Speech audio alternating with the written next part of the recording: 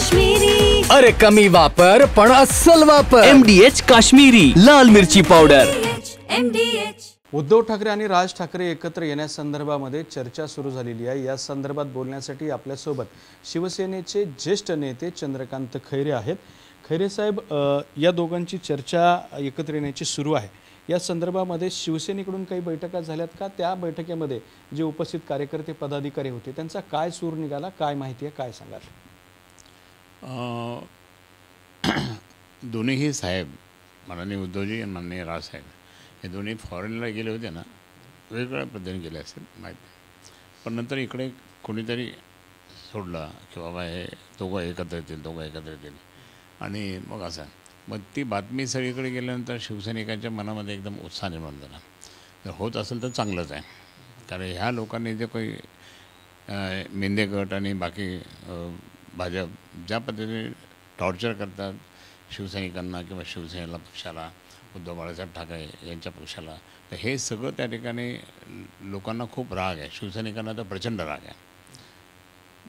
आणि त्यामुळे काय झालं की हे सगळं असेल ना, ते या सगळ्या याच्याने लोक म्हणतात की बाबा आले पाहिजे.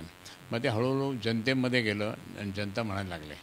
आणि मग आज त्या ठिकाणी महाराष्ट्राच्या मनात जे आहे तेच होणार, हे माननीय उद्धवसाहेब, माननीय राजसाहेबांनी सांगितलं.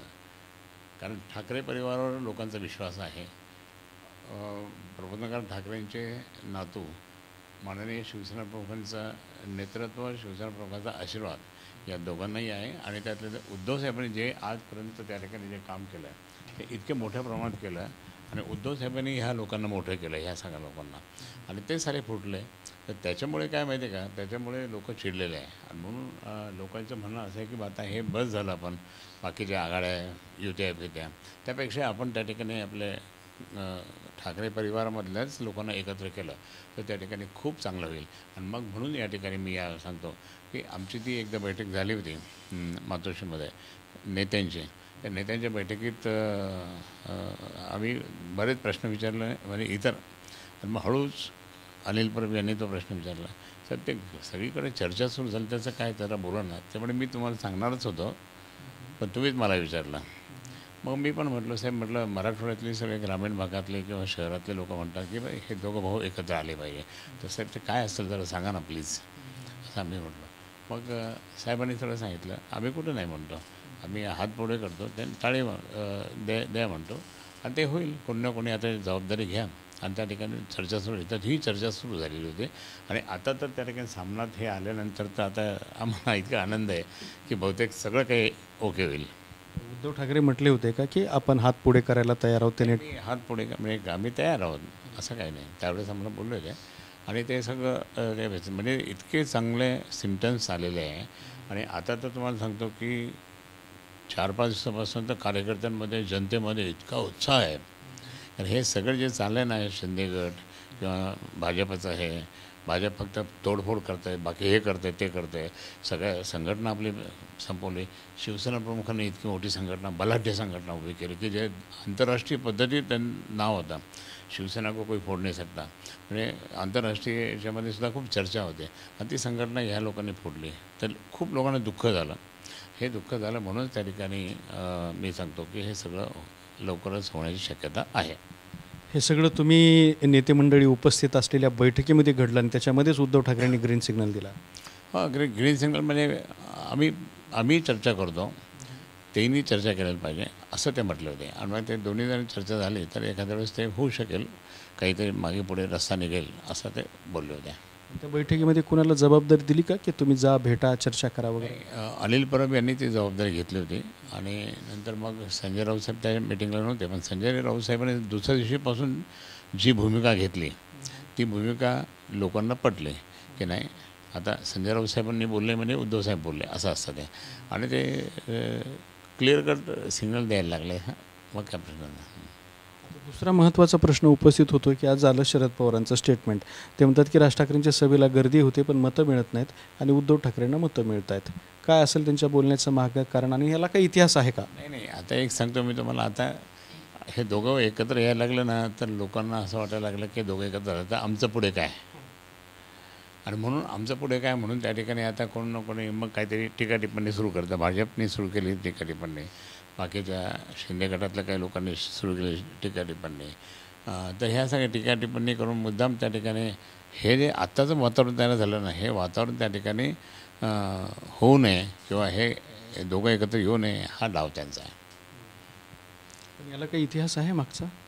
नाही, इतिहास काय आता ते म्हणजे तसं पाहिलं तर शिवसेना प्रमुख मान्य बाळासाहेब ठाकरे यांचे जवळचे मित्र आहे शरद पवार साहेब, आणि त्यानं ते हे दोघे भाऊ वेगळे होऊ नये अशा भूमिकेचे होते त्यावेळेस.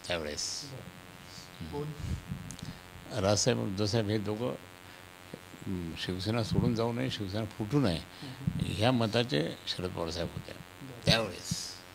याला आधार काय काय तुमचं बोलणं झालं होतं का? नाही, आधार काय म्हणजे आता खूप काय खोलात काही जात नाही मी. खोलात गेलं पाहिजे म्हणजे तसं काही नाही, सांगितलं पाहिजे जी काही इन्फॉर्मेशन. मला त्यांचा फोन आला होता. कुणाचा? शरद पवार साहेबांचा फोन आला होता. कधी? त्यावेळेस जे विभक्त होण्याचं चाललं होतं त्यावेळेस फोन आला होता. अरे चंद्रकांत, हे सगळं होऊ नये बाबा, साहेबांना ह्या वयातसुद्धा साथ दिली पाहिजे, म्हणून शिवसेना ही साहेबांनी जी मोठी केलेली आहे ती फुटू नाही असं आमचं मत आहे, माझं मत आहे. दोन्ही भाऊ एकत्र असले पाहिजे हे मत, असं ते त्यावेळेस मला बोलले होते. आणि तुम्ही सर्व शिवसैनिकांनी प्रयत्न करा असं त्यावेळेस ते बोलले होते. पण नंतर मग काय खूप झाल्यानंतर आम्ही कोण आता प्रयत्न केला त्यावेळेस असं. शरद पवारांनी तुम्हाला फोन करून शिवसेना फुटू देऊ नका, राज ठाकरेंना वेगळं होऊ देऊ नका असं सांगितलं होतं फोनवर? मला सांगितलं होतं ना, मला फोन केला होता त्यांनी. आणि आम्ही सगळे त्या ठिकाणी आता तिथे आम्ही सगळेच अडचणीतच होतो ना सगळे, म्हणजे काय चाललं म्हणून. पण एक मात्र खरं आहे, आता जी परिस्थिती, आता उद्धवसाहेबांनी जी भूमिका घेतलेली आहे ती आम्हाला मान्य आहे. उद्धवसाहेबांनी जी भूमिका घेतली ते खरोखर मान्य आहे. आणि दोन्ही भाऊंनी जे भूमिका घेतली, देखो महाराष्ट्र कुठे जाईल, मराठी माणसाचा महाराष्ट्र हा कुठे जाईल.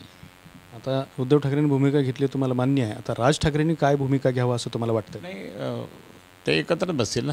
आता त्या दोन्ही भावांचं जे काही झालं असेल चर्चा, तर ते एकत्र. आणि पण आता हे असं आहे ना, मनसेचे कार्यकर्ते, आता कार्यकर्ते म्हणून राजसाहेबांचं तर आपण बोलू शकत नाही, पण मनसेचे कार्यकर्ते तर अनेक जण कार्यकर्ते म्हणाले की होऊ द्या. काही लोकांनी कार्यक्रम पण सुरू केले जॉईंटली, उत्साही प्राणी आमचे जे आहेत त्यांनी त्यांचं. पण एकंदरीत सांगतो मी तुम्हाला की हे लोकांचं मत आहे. म्हणजे कार्यकर्ते जरी हे म्हटले तरी लोकांचं मत आहे की लोकांनी ह्या मतांना शिक्कामोर्तब केलेलं आहे.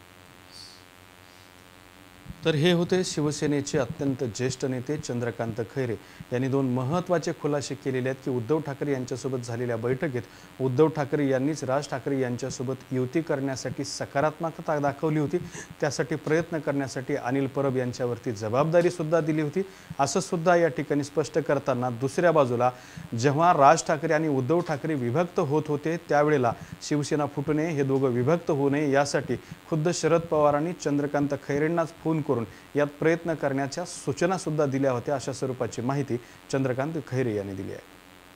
कॅमेरामॅन हर्षल निकम सोबत दत्ता कानवटे, TV9 मराठी, छत्रपती संभाजीनगर. MDAचा किचन किंग मसाला किचन मध्ये असला तर आपण काहीही बनवू शकतो. वांग्याचं भरीत, आलू गोबी, भेंडी मसाला आणि भरपूर काही. MDH.